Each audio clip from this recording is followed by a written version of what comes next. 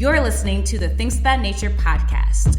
Coming to you from a city that never sleeps is me, your host, Rockshana. I invite you to join me in truly honest, passionate, and fun talks that motivate, invigorate, and maybe inspire. Even though we're no longer in the mile high, the sky is still the limit. Everything and anything goes. So let's start talking about things of that nature. Hey everyone, thanks for tuning into this episode of the Things of That Nature podcast. I'm your awesomely favorite host, Rockshana, and today I have someone new. And you guys know how much I like interesting and random and just kind of like out there aspect. And our guest today, Justin, it's different, it's new, it's definitely interesting. I don't even think I get it, but that's why he's here to explain it to me and all of us around. So, hey, Justin, how's it going? Hey, Rockshana, it's going great. Yeah, thanks for having me. Absolutely. Thanks for coming on. So what area are you in? Yeah, so I'm a software developer by trade. I've been in the industry for over 10 years. And I say I'm a creative software engineer, hence the new project. Yeah, maybe I should describe what that is a little bit. Yeah. All right. Yeah. So it's kind of out there. It's pretty polarizing, but the idea is, stepping back, I've been a software engineer for 10 years, and I have this entrepreneurial bug or spirit. So I built this project several years ago that I had to spin down. After some reflection, I realized that I wasn't doing a lot of the marketing and growth work, getting it in people's hands. A lot of us developers, we're very comfortable behind a computer screen and in code. But when it comes to getting out there and telling people about it, those skills aren't really that sharp. So I had this vision of I still have a want to build something and grow it, but I didn't want to start a whole other business and go through the ups and downs of that again. I really just wanted to focus on my marketing and communication skills online. So I designed what's the simplest creative product that I could and started selling it. That's 24hourhomepage.com. That's the numbers 24hourhomepage.com. And it's like a 24-hour movie, played 1 frame per second for every second of the day. So if you visit the site right now, you'll see, the content. It's 9:30 for us. And if you visit the site in 24 hours, you'll see the same content at this precise second. If you visit the site in 48 hours, you'll see the same content at this precise second. So and all the content is clickable. Link it to your business, your portfolio, or you could upload a creative joke, tell something funny. It's really this big canvas for creators around the world to say, this is what I want to represent online. And what's nice about it is that it's just a simple product, simple service. I'm not going to be tempted to add more bells and whistles and get in there and do the things I'm really comfortable with, which is code. I have to get out there and talk about it. So I'm really appreciative to tell that story. Okay, neat. So it's basically a platform for creators to get their work out there and for people to have access to it. Am I understanding that correctly? Yep. One way of saying it is it's a big digital billboard. So I'm going to host the website for quote forever, until my retirement, because it's it's pretty easy to maintain. Mm-hmm. But you could upload any family-friendly content you want. So for instance, there's this company here in Los Angeles. They're called Vinyl Moon. They do a monthly mixtape club. Super creative. They're amazing. But they press it to vinyl. So every month, if you pay for their service, they'll assemble music from artists around the world, put it on vinyl, and then they find an artist to do all the creative packaging and have some theme for that month. So I reached out to their CEO, and we had a conversation about how they could creatively use this canvas to tell a story for Vinyl Moon. And so for them, it's not just like throwing up a logo of theirs. They could actually integrate the aspects of the website, the fact that you only see the content for the current second of the day. That's something that they want to exploit. So there's been a lot of those interesting pieces of content that have been published. And then then there's just like the standard ones too, where people will add, say, a memorial for someone, or they'll just put a little reference to their blog or their portfolio. So I'm really interested to see how this thing grows. Nice. That definitely is interesting and different. Now that you explained it, after me looking at the site and being like, what is this? It makes so much sense. Okay.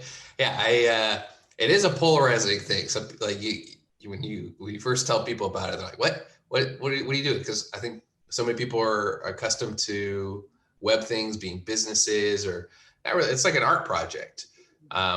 So, I still have contract work, freelance software contract work that I take, that pays the bills, but this is a pretty fun project to grow. It sounds like it, especially if it's somewhere up your realm and you enjoy it.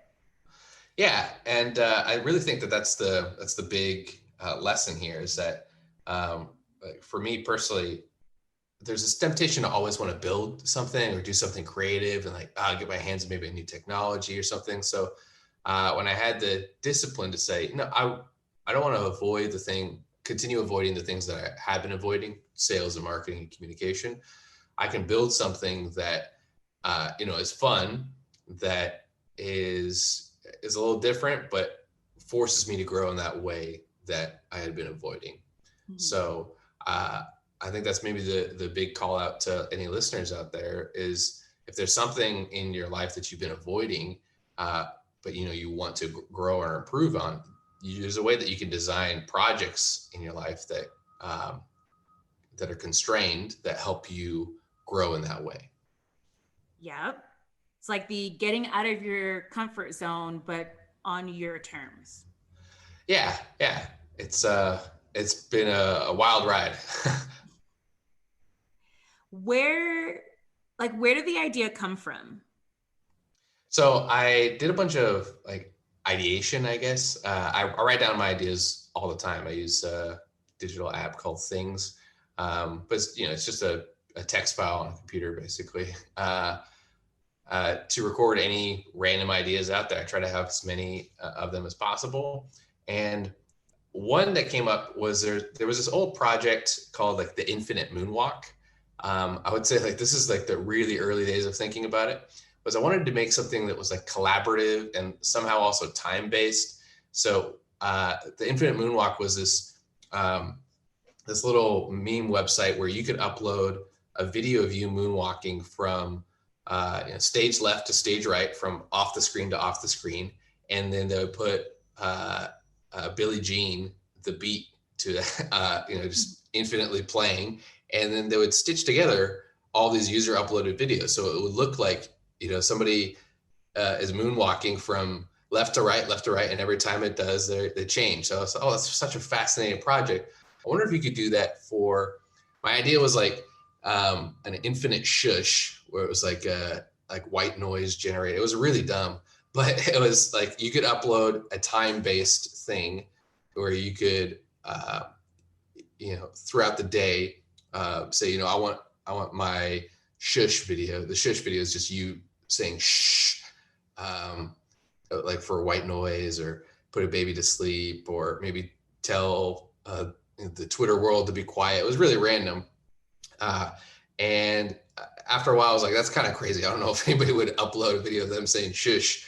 But that time element did stick. And I said, well, how could it be simpler?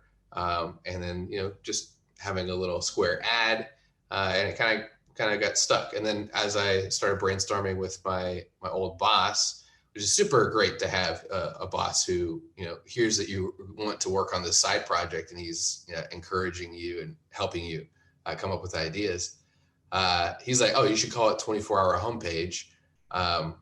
in reference to, there's this old project online called the $1 Million Homepage, which got what kind of viral. So I wanted to call it like 86,400 advertisements.com, but I think 24-hour homepage is actually a better phrase. Mm-hmm.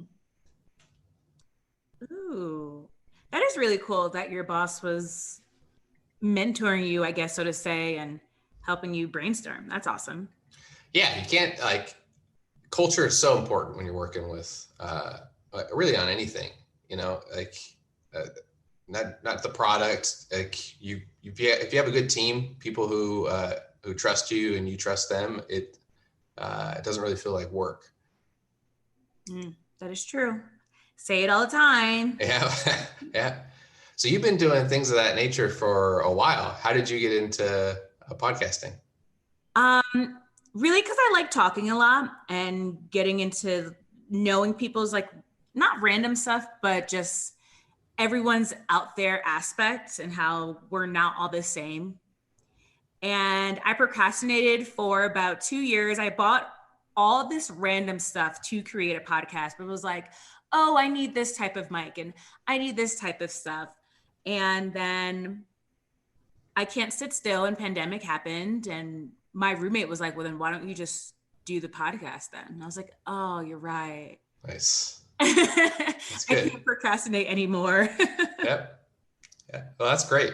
I think, there's been a lot of learnings through this pandemic, and it's just great to see how many of these projects come out, and I hope you continue with it. It's been some great conversations I've heard.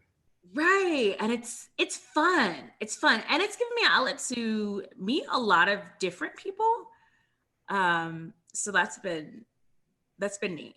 We'll see what happens with it. Everyone's like, do you track how many downloads and listens and all that stuff? I'm like, no, not at all. I just like talking to different people. That's great. Yeah, that's one of the big lessons I've been learning about Twitter. There's this, so I'm growing as this marketer, and you have to be on Twitter. That's where everyone is. And, but there's this philosophy of like gaming the analytics, or like stats based, watch your numbers, get your numbers up, like change your backgrounds to add an image that says follow me and all these things. But then you see content that's kind of just kind of copy paste stuff. Mm-hmm. It's like, I know I need to tweet like 5 times a day, so let me just open this this like fortune cookie and repeat what it says. It's like it doesn't seem as authentic as maybe just a natural allowing for conversation or right. Whatever. I totally agree, and I'm very big on authenticity. Like, even if it's cheesy, like if that's the quote that came to your mind or that's something like that, that's totally fine. I believe in that. I get that. But like you said, it's just, rather than just a copy paste, like, did that really come from you, or did that just come from a Google search? Right. With your project, like, what is the ultimate end goal in a perfect world? Well, I knew that this would probably take a while. There's this software like philosophy that basically double the time you think it takes to accomplish something. It's not even loosely stated like that. It's something like even when you know that things take longer than you expect, they'll take longer. I'm still butchering the philosophy, but so knowing that it would take a long time, I'm ready for anything to happen, basically to go back to a full-time job, to take more contract work. But the perfect world is one where the full day is purchased and uploaded with creative content from people around the world, not just big businesses, but people who want to say something like my child was born at this second, so they upload an image for them. And since I'm going to be hosting the website for years to come, that can be a little souvenir token. It's not going to be bought by Facebook or Google. This is a public art project that is going to live on the internet forever. even after I'm gone, it will be archived in various services. So